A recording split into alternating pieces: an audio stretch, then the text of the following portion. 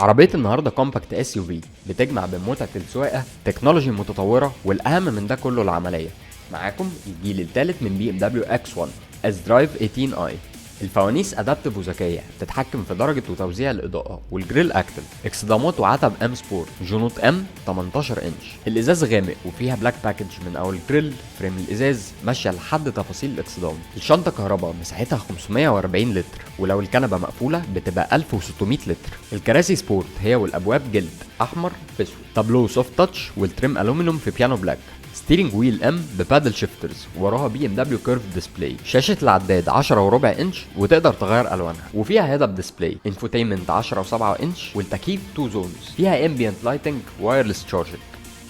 بالنسبه لعوامل المساعده والامان فهي فيها كورنرنج بريك كنترول، دايناميك بريك كنترول، دايناميك ستابيليتي كنترول، وتراكشن كنترول، بارك اسيستيف كاميرات 360، وفرونت كوليجن وورنينج بتدخل من الفرامل في الحالات الطارئه. بتيجي بموتور 3 سلندر 1500 سي سي توين باور توربو، بيخرج 156 حصان و230 نيوتن متر. واصل على جير بوكس ستيبترونيك 7 سرعات، شيفت باي واير.